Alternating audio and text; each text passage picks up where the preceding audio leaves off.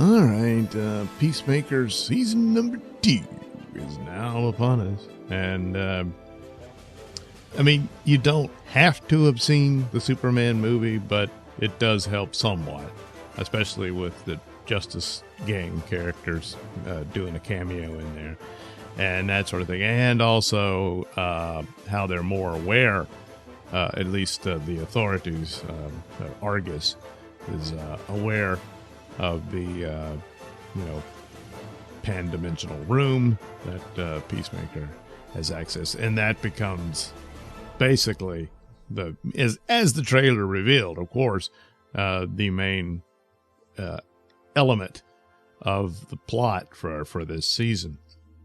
So they do the flashback previously, and they do it previously in the DCU, which it wasn't in the DCU, but now it is.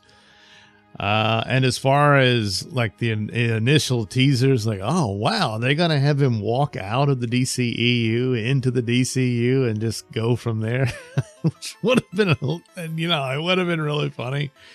And having a character around who remembers what it was, but yeah, they're not doing that. So, what do you? I don't know. Chalk it up to the Flash ruined everything, and Peacemaker's unaware of how it was because the flashbacks, most of it is footage from the previous season. They dub in some dialogue where instead of Justice League, the girl says Justice Gang, and the final scene, there is a Superman there, but once again he's in shadow. But it's not the Henry Cavill Superman; it's the current Superman. And then Green Lantern, Hawkgirl are there to do new jokey lines about Peacemaker and whatnot. So that's that. That's how they clean that up, I suppose. And then it kicks off to where Peacemaker is now. He's living in his dad's house with Eagly, the Eagle. And of course, Eagle, need more Eagle. He's really good. He's a good actor. The Eagle wants to fly, so that's where he takes him into the dimensional room so he can just fly around in there because this is taking place during winter time. It's cold out. So he says, we'll just go to the other dimension. And Peacemaker's walking around.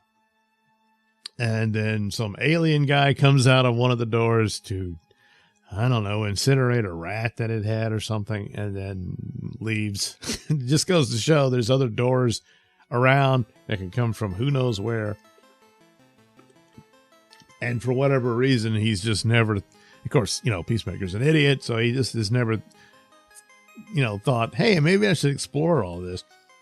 And then comes across, he loses track of Eagly, so he goes looking for him, and he goes deeper into it, and then comes upon another setup of Peacemaker helmets, and he's like, they're Peacemaker helmets, but I don't remember these, and then there's another door. And so he punches his code in it and opens the door, and there you go. It's this other universe where everything is much better. And Peacemaker is quite the hero in that world. Plus, his father is still alive. And then, spoiler, in the episode, so is his brother. So he has a much better life there than he does in his homeworld. Even though he, was this big hero in last season, having saved the Earth from an alien invasion and all that, he's still not respected. They do the comical scene of him doing the interview with Justice Gang, which, of course, they already spoiled that. So, the jokes kind of fall flat. I mean, because he's already seen it, So there's a lot of that stuff. There's some funny moments here and there, but it didn't really win me over completely as raucously funny. But as it goes, I imagine, I hope so. It'll, be even funnier. Harcourt is pretty much blacklisted from the spy industry. She goes to a bar, gets drunk, gets into a fight with guys who could easily just, smash her into the ground. Now, I'll give it to them. That's exactly what they do. But not at first. She's just whooping their asses. The first one, maybe 2 hits that she gets in, sure. After that, no. They do this all the time with these action shows with female characters and stuff. Unless she has superpowers. Oh, then, hey, all bets are off. She does it. So, yeah. So anyway, she's taking them on. She's fighting these dudes. And then they just beat the living crap out of her and toss her out the door. So, all right. So, not a total, stupid scene. So that's the deal. Of course, Peacemaker's interested into her. She's playing like she's not, but probably is, that sort of thing. Well, he's all depressed, so he decides to do drugs and have an orgy at the house. So suddenly, which is a scene I could have done without. It gets really gross, and it's just in a superhero show. That's just too many dongs, There's just naked people all over the house, and it sets up a funny joke later for Economos, who's not in the orgy, but he has to spy on Peacemaker because Flag Senior now wants revenge against Peacemaker for the death of his son, and has zeroed in on this weird disturbance from his house, which they recognize similarities from it because of the Superman movie where Lex Luthor had something very similar to this, where he opened up another pocket dimension and that type of thing, and it almost split the planet apart. It had this giant gouge going through Metropolis in the movie and stuff. So he's got all the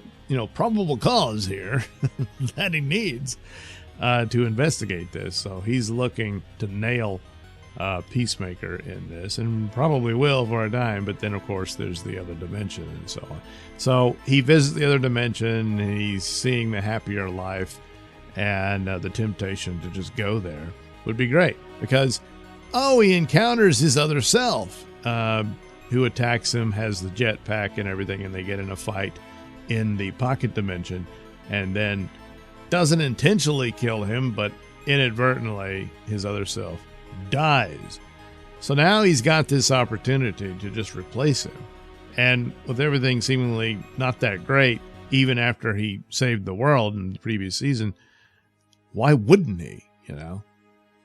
So there you are. That's where it is. But of course, Flag is hot on his heels, and that's the setup. So yeah, that orgy scene really shouldn't have been in there. There could have been other ways to do a scene like that without it being that graphic. And this is the follow-up to their Superman movie. Granted, it's an HBO show, but it's a follow-up to your Superman movie. It's like, if you don't want to see Peacemaker, you don't have to, to be perfectly fine for the next, it'll be the Supergirl movie.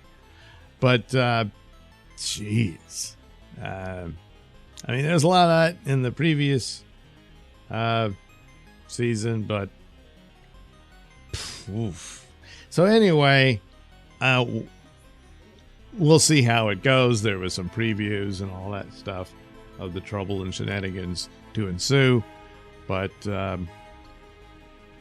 all in all, I can't say that I was bursting out laughing here and there. There's some little funny moments, but that's about it. And probably a lot of it, I'll grant that a lot of this stuff was already spoiled by, teasers and trailers and stuff. So, but perhaps the best is yet to come. It better be.